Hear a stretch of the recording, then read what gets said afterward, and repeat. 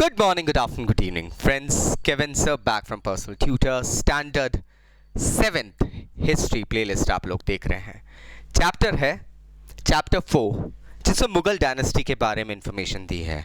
Topic मेरे previous videos की series में ही कंटिन्यूड है. Mughal campaigns and events. It talks about the Kings who actually came and adorned the Mughal dynasty.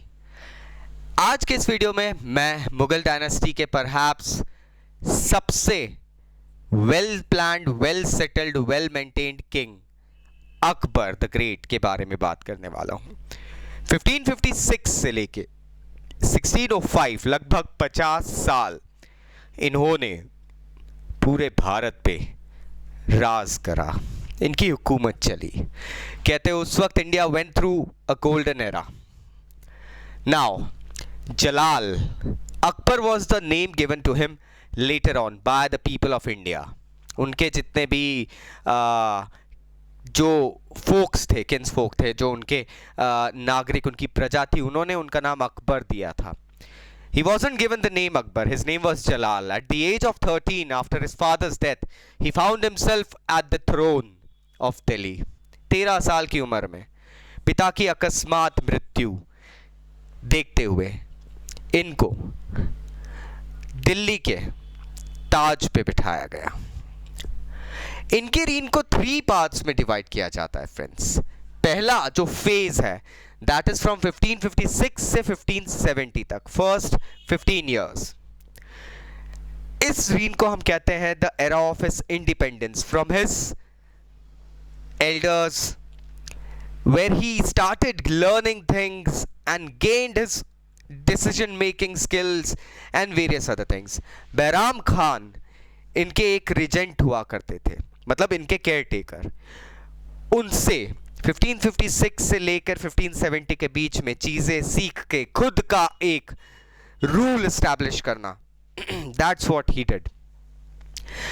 ये period एक constant military campaigns का period था.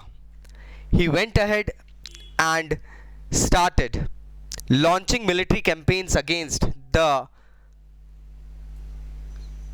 सूरीज, जो कि शेरशाह सूरी, जिसकी हम बात करते हैं, जिन्होंने इनके पिता को एक बार हराया था. सूरीज के खिलाफ मिलिट्री कैंपेन्स, अफगान्स के खिलाफ मिलिट्री कैंपेन्स, मालवा रीजन को एनेक्स करना एंड देन गोंडवाना रीजन को एनेक्स करना. ये सब कुछ 1556 से 1570 के बीच में हुआ था. हाँ, इस बीच में इन्होंने अपने हाफ ब्रदर, अपने एक स्टेप ब्रदर हाकिम मिर्जा का रिवोल्ट भी फेस करा था दोस्तों. वो रिवोल्ट काफी एडमेंट सॉर्ट ऑफ था and Akbar had to go ahead and deal with it, क्योंकि उस वक्त उनकी टाइप, हाकिम मिर्जा की टाइप्स उज़्बेकों के साथ हो गई थी.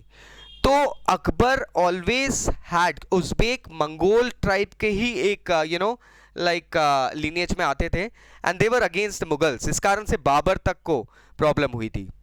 तो उज़्बेक्स के साथ में इनका पुराना कह सकते हैं प्रॉब्लम था, टशन. Akbar did not like Hakim Mirza's involvement or tie-ups or talks with the Uzbeks, and this actually caused the revolt. हाकिम मिर्जा ने रिवोल्ट करा था. उसे सप्रेस करने के पीछे अकबर को भी काफी पारिवारिक दबाव महसूस करने लगे थे. 1560 के आते आते 1568 इन्होंने आते आते सिसोदियास की कैपिटल चित्तौड़ अपने अधीन करी एंड देन 1569 लगभग नेक्स्ट ईयर रणथंबोर गुजरात की तरफ इन्होंने रुख करा था. तो ये वो पीरियड है when Akbar started gaining independence. खुद के डिसीजंस, खुद की स्किल्स डेवलप होने लगी थी. सेकेंड फेज आता है 1570 से लेके 1585, ये नेक्स्ट 15 years. इसमें कह सकते हैं अकबर ने कंसोलिडेशन के ऊपर ज्यादा वर्क करा. एक बार गुजरात का एरिया रणथंबोर इनके पक्ष में आ गया था. Then he started going towards north east, that is Bihar, Bengal, Odisha. ये एरियाज इन्होंने अपने अंडर में लिए. इस वक्त कहते हैं 1579 और 1580 के बीच, लगभग 1580 के वक्त में मिर्जा हाकिम का एक और रिवोल्ट शुरू हुआ था, क्योंकि उस वक्त ओडिशा का एरिया जो था वो इन्होंने एज अ प्रोविंस दे के रखा था, एंड यहां पर एक रिवोल्ट और शुरू हुआ था. Akbar was totally engrossed in that my friends. Then 1585 से लेके 1605 the final phase of Akbar's rule came. This phase actually just saw expansion. Totally pan continent, subcontinent growth देख ली गई थी अकबर के रूल की. शायद ही इंडिया का कोई सा एरिया ऐसा बचा होगा उस वक्त जो अकबर के टच में नहीं था या नॉलेज में नहीं था.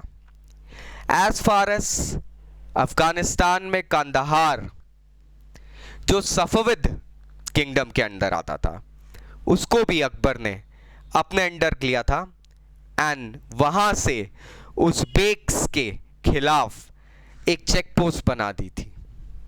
ही went ahead and then took over Kashmir as well, and Kabul Afghanistan उनके पास इस वक्त आया जब मिर्जा हाकिम वॉज किल्ड. मिर्जा हाकिम की डेथ के बाद में काबुल खाली हो गया था, and Akbar really went ahead and took it over. दक्षिण में डेक्कन जिसे हम कहते हैं, इसी टाइम पीरियड में Akbar started expanding his kingdom. बिरार, खांडेश और अहमदनगर टोटली इनके अंडर में आ गए थे. 1605 आते आते अकबर को थोड़ी सी पारिवारिक परेशानियां झेलनी पड़ी थी. The main problems that he started facing were primarily from his son Salim, शहजादा सलीम, जिन्हें बाद में हम लोग एम्परर जहांगीर के नाम से जानते हैं. सलीम की बहुत सारी ऐसी पॉलिसीज थी जो कि 50 साल पहले गद्दी पे बैठे अकबर की पॉलिसीज से मैच नहीं खाती थी.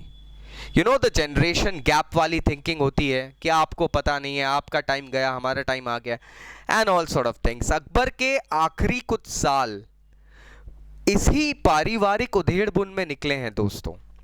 ही actually was left alone due to his family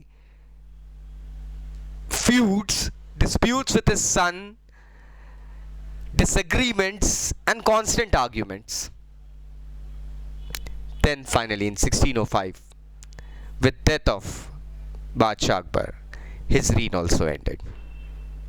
So, if you like the video, please press the like button. Channel को तो सब्सक्राइब कर रखा है आपने, मेंबरशिप बहुत सारे स्टूडेंट्स ने ली है, मैंने आज ही कमेंट्स पढ़े. Thank you very much for all those beautiful comments. And अभी अगर कोई डाउट्स है तो नीचे कमेंट बॉक्स से कमेंट करना. You can go ahead and text me at my number that I have given in the introductory video as well. I'm available on WhatsApp, Insta, and all the services. Thank you very much, my friends. Bye-bye.